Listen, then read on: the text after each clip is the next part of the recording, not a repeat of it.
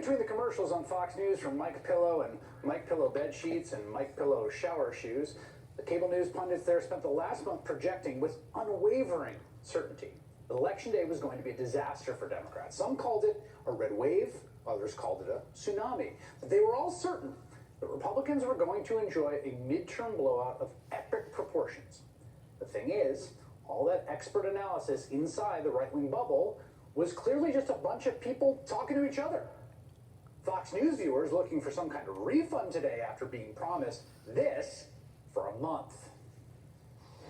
Be an analyst for a second. Does it feel like a red wave? It feels like a red wave, Brian. You know, your predictions of a red wave are accurate. Somebody made a surfboard, said the red wave is coming. Red wave rising. That red wave that I'm convinced is coming. The reports I'm seeing show a big red wave coming. Sleepy Joe just guaranteed a red wave in Pennsylvania. There's a lot of energy on the ground. You probably hear the rally in the background right now. We think we're going to have a big red wave in Michigan. Wow. Democrats are bracing for the worst case scenario, a red tsunami. We are officially on a red tsunami watch. Sean, we're going to see a red tsunami. Red tsunami grows. That means red tsunami. And we're not just going to see a red wave, we're going to see a red tsunami. Poverty, joblessness, critical race theory, crazy gender ideology in our schools. We are going to see a red tsunami. And lastly, your prediction for tonight. I think we're going to have a red wave. I think it's going to be maybe bigger than anyone thought. On Tuesday, we will be part of a big red wave that says enough is enough. Up next, Elon Musk ready to ride the big red wave. Elon Musk tweeted massive red wave. Massive red wave. Massive red wave. Massive red wave. You're about to see a red wave that makes day after tomorrow look like nothing. That's going to be responsible for the red wave. I think the red wave that's coming is going to be like the elevator doors opening up in The Shining. Rogan said that the red wave is going to look like the elevator doors opening and the blood pouring out of the elevator in The Shining. Like the elevator doors opening up in The Shining. That is correct, except it's not going to be an elevator. It's going to look more like Deep Impact, the tsunami at the end, but colored red. Remember that Teo Leone Deep Impact disaster movie? That's the red wave tsunami that'll come ashore. It's going to be a brutal week for the Democrats beginning on Tuesday. And frankly, I've already DVR'd CNN and MSNBC for election night, not because I'm going to watch, but just because I want to enjoy the tears post-red tsunami. What happened to the red wave, Congresswoman? What happened is the Republicans kind of outkicked their coverage. Ben Collins is a senior reporter for NBC News covering online disinformation and right-wing conspiracy theories. And Michelle Goldberg is an op-ed columnist for the New York Times who just wrote a piece about how Republicans did not read the room. They both join me now. Michelle, I want to start with your column because it's the column that I would have wanted to write.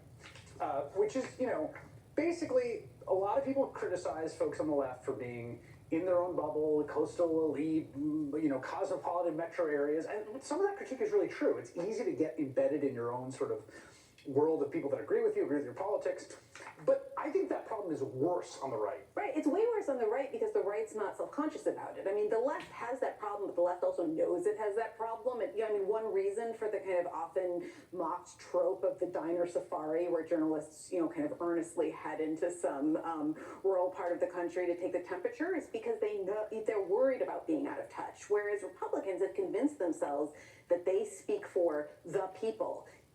Stop the steal, in a way, is like the ultimate version of that, right? They don't know anyone who voted for Biden, so they assume that nobody did. You hear this all the time from conservatives, like, there's no way you're telling me that Joe Biden got 81 million votes. It's preposterous on its face. Right, they're completely out of touch with what's happening in their own country. Right, exactly, because they don't actually know anyone. And the other part of this, too, to me, Ben, is that there is such a pipeline. You see it in some of the shows on Fox News between, like, the most extreme corners of the internet. Yes.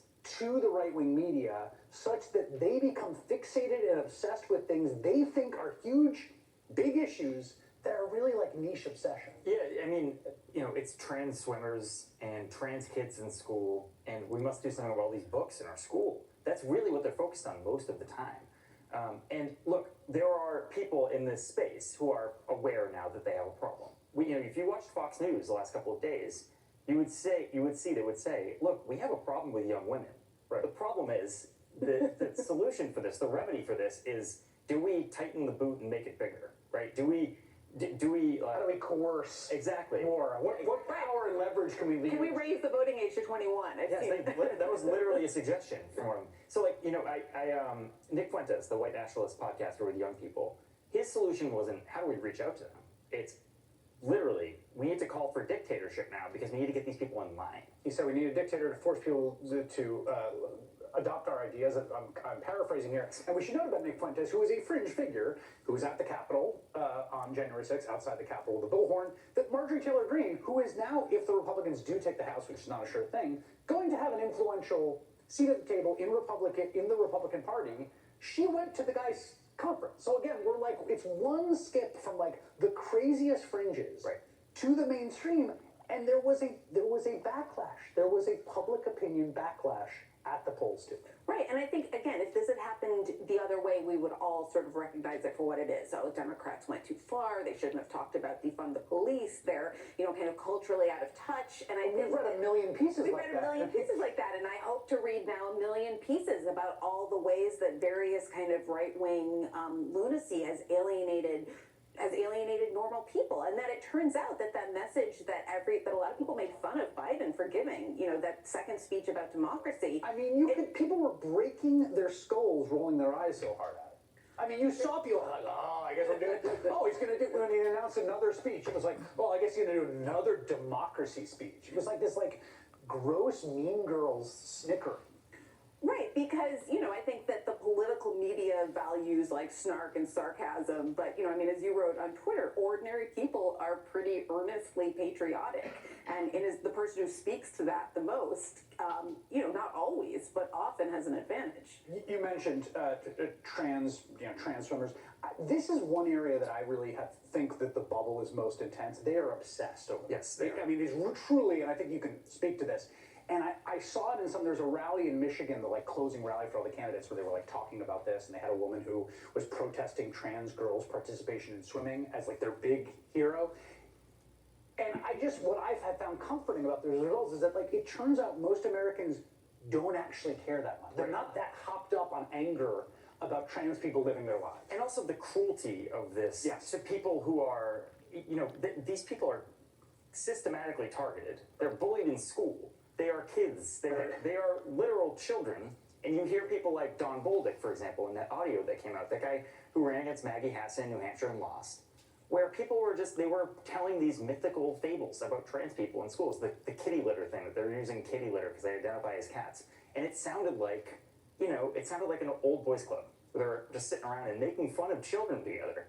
And maybe, if they really take a step back here, maybe the thing that's turning off suburban women is being cruel to children for no reason whatsoever.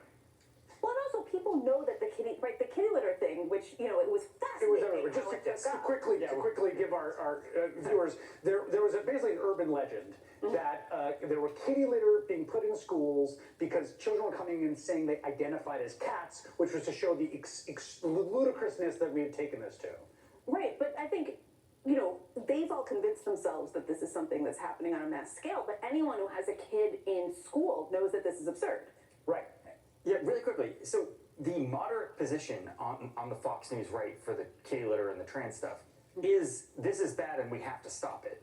The far right position is there's this thing called transhumanism where they're trying to put chips in your kid and turn the idea of gender into a mishmash because they want to indoctrinate your kids. So the moderate position right now on the Fox News far right is we have to be cruel to kids. So they have to do some reflecting, man. Yes, and I think again there's a majority in America to be decent to people. Yes. I think that's the Obama for opposition. I still hold to it, and I think this week was a win for that thesis. Ben Collins and Michelle Goldberg.